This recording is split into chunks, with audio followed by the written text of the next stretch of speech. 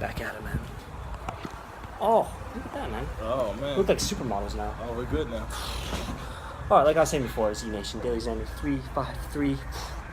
First update of the day. Doing podcasts, favorite thing to do. And with my good buddy, Yazeed. How you doing?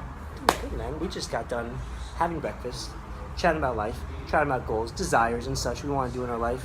Yes. At a power meetup breakfast at First Watch. You got to go sometime. It's a good... And, I've probably been there since I've been in Orlando. I've lived in Orlando for just now over a year. I've probably been to First Watch 4 or 5 times, and I really enjoy the juices, whether it's kale tonic or the morning meditation. Yep. And the coffee and the good food, quality food. They do have quality food. Oh. I've been there about 3-4 times myself, and the food speaks for itself. Yeah, and then you were mentioning earlier, you like First Watch, and you like this other place, which I'm not familiar with. I'm not called hard-boiled egg. It's not hard-boiled egg. It's called the Broken Egg. The Broken Egg, yeah. It's in Winter Park. You should try it. Yeah. Also, Kiki's. If you know about Orlando's, yeah. Kiki's is one of the best places too. Is that similar like a breakfast brunch place? Yes, breakfast lunch. I know other people have told me about it. Is there like one location or? No, multiple locations. There's All multiple over, locations. yeah. They're pretty much all over. Winter Park, Lake Mary, Oviedo. And actually, that's the only locations I know of, but I'm sure there's more. Oh, Lake Nona, too. Lake Nona? Yeah. They're popping all over the place. Kiki's taking over. Yeah, cool thing about me and you, we met doing a boxing certification in Winter Park for Box and Burn. Yeah, Box and Burn Academy. And like I was saying earlier today, I didn't realize it until the end of that day of the certification that you were like actually the guy that was instrumental in getting Box and Burn to come to Orlando, which is really cool. Exactly. I know like everybody there was very appreciative, so we wouldn't have the opportunity. So that's really cool. So basically, I reached out to Tony Jeffries and the Box and Burn Academy. What'd you do? Like, which social media did you do? Like, you reached out? It was via Instagram. It was just via Instagram. Yeah, I met him on Instagram. Reached out immediately.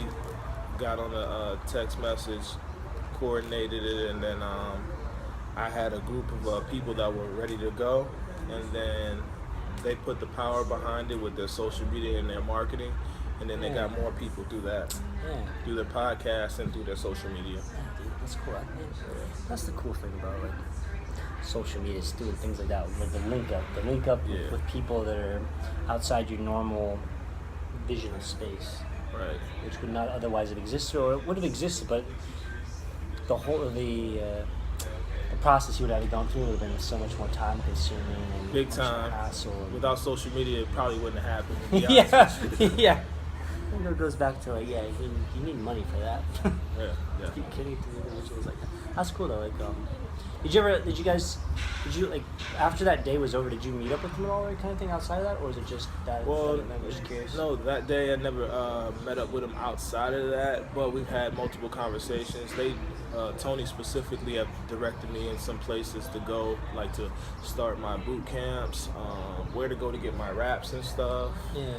It's been instrumental in that for like Meister MMA, help with the gloves and stuff like that. So.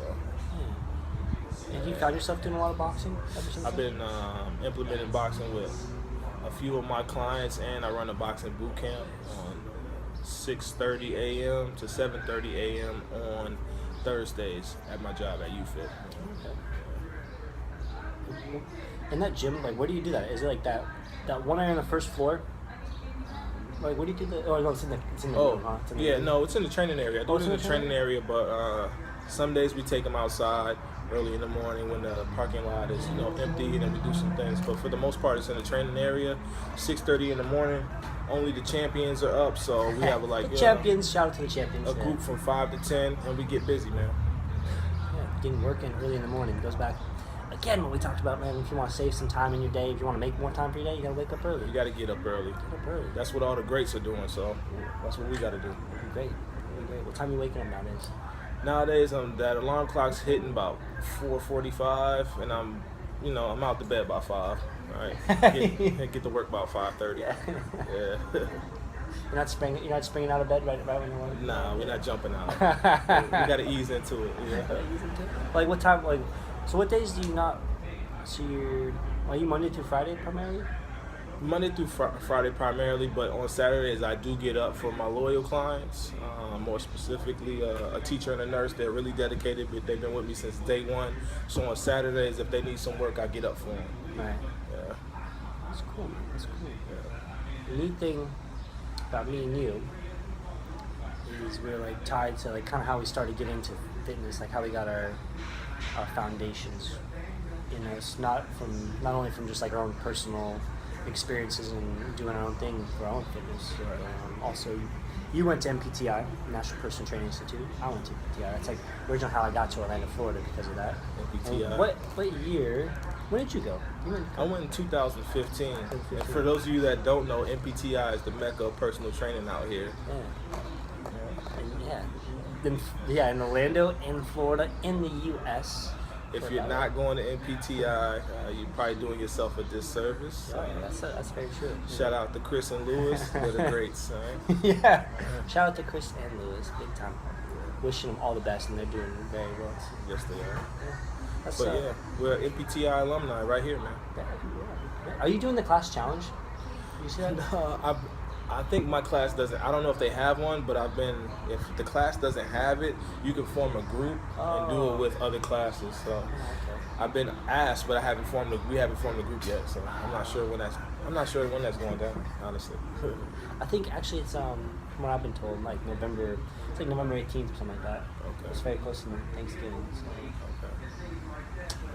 That's something new. That's the first time they're doing that? Yeah, I think from what it seems like, because Nokia is really active on social media, so it seems like they're really continually trying to elevate their game, which makes sense because you got Chris and Lewis, who are very, in a lot of ways, they could be like world renowned compared to like what else is out there for educational options to go down. Definitely. A fitness trainer, a personal trainer, or something in the fitness world. If you want to get like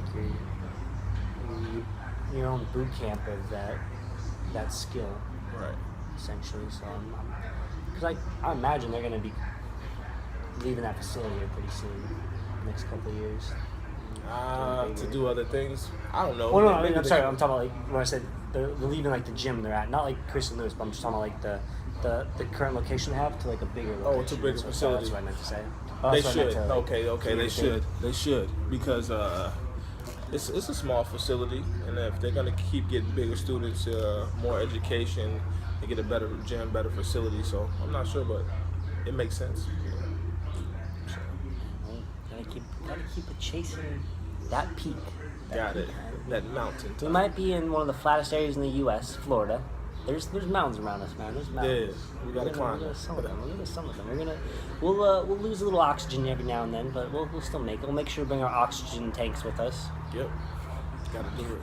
I was gonna say you can take it from your clients. I'd be We can't do that. They gotta breathe. We can't do that. Clients gotta breathe, man.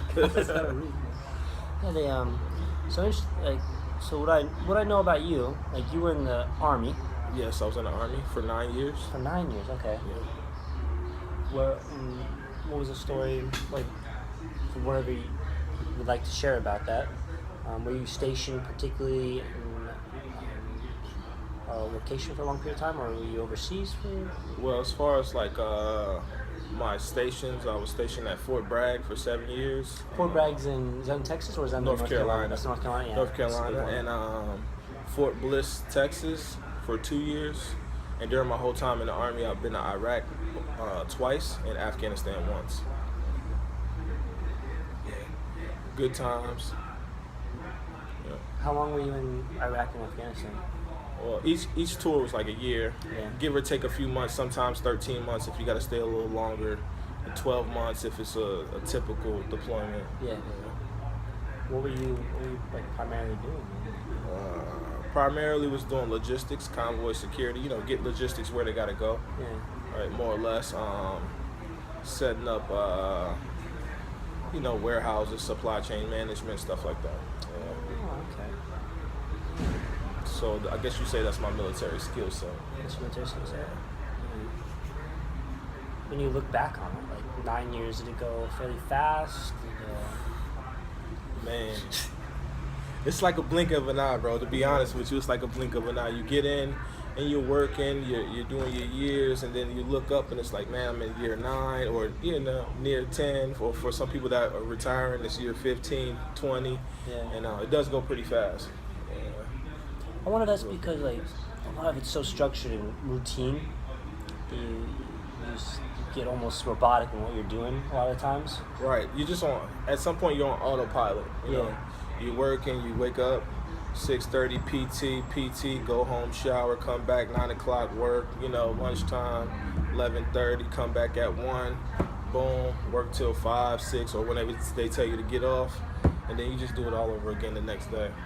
Boom. It goes back to like that the Prussian system, as far as like you get trained to just like take orders and you get stuck doing the same thing day in, day out. Yeah, not necessarily. Not necessarily in a nutshell, but you get some leaders that will actually, challenge you, which is good. I've had some great leaders that challenged me, and it helped me, and it's still helping me to this day as far as like the things that they've taught me. So it's up to the individual. You know what I mean? It's really up to the individual. That's how it should be. Yeah, you don't want it to be like there's there's definitely countries out there where it's not up to the individual. Like you literally, that's true. Korea is. Some countries they don't have options. They have to do what they have to do. Everything's structured for them their whole life. That would not be fun. How would you like to have the rest of your life structured from here on out to where it's dictated by somebody else or other people? Nah. We did that. We got to do other stuff now. Yeah. Actually, I really like what you shared earlier when we were talking about like when I asked you like, oh, so man, what's your why or your purpose? Okay. And then you were like, so why? Several things. Family. Right. Astronomical, of course. Yeah, definitely for my family because my family depends on me, so I got to do what I got to do regardless. Can't let them down, more or less. And then like I told you before, like we brought up, I was in the Army, so I'm doing this also for the ones that they may want to get out of the Army, but they don't have the courage to because they think it's going to be extra hard out here. Yeah. Which it is going to be hard. But all the skill sets and everything that you learned in the military, all right, you can get out here and prosper. Well, we can do it, more or less. You know what I mean? And for those that are still in and maybe don't have the courage to get out, I'm going to do it for you. I'm going to show you what success looks like. Yeah. Just, it's funny. It's funny as humans, like, a lot of times we don't want to do things because it's unknown. Like, if we don't see somebody else doing it, then in our heads we're like, you know what? If I don't see anybody doing it, then I know it's not possible, kind of thing. Like, so there's the African impala. It's like a small deer or whatever. So not the car, but the actual animal. I got you. And so, like, they're capable of jumping 10 feet high, and I think they can, like, jump to, like, a distance of 30 feet, something like that. Okay. However, you'll see them in zoos, and they'll be in a fenced off or whatever, and the wall's only, like, 4 feet tall. And they won't jump over. So why won't they jump over? They won't jump over because they're just not able to see what's on the other side. So it goes back to like humans. Like if we don't see what's not possible for a lot of people, then we're not willing to do it because we're like, well, shoot, man, if I don't see anybody doing it again, then I'm not. Why am I gonna do it? Yeah. They just don't see, and they don't see their potential. Yeah. So if they can't have that vision or that tunnel vision, then they can't see it. They can't do it. Yeah. It's all about the mind. Like we were talking about mindset. It's all about the mind. It's all about mindset and attitude. Attitude is it's key. It's key. The key. It's literally like in the Matrix. There's that key guy or whatever that has like all these keys. Yeah, he's the holder. He's the key holder. He holds all the keys to everybody's attitude. That unlocks all these doors for you want to pursue. Yeah, man. A lot of people like impalas. Yeah, that's true. We're all capable of jumping to the highest mountain. I keep saying mountain. It doesn't have to be mountain. It could be a hill, an obstacle, a hurdle, whatever you want to call it. But got to get over them, man.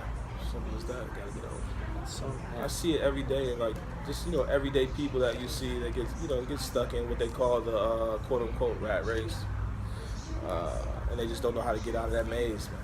They don't know how to navigate it. It's hard, man. Because you need no matter like how successful you are and like whatever you do in life and you achieve all these things, like you don't achieve it by yourself. You always get support. There's gonna be support. Make sure you have a support system. Yeah. Teamwork. No one does anything by themselves. Like we know that, especially in fitness.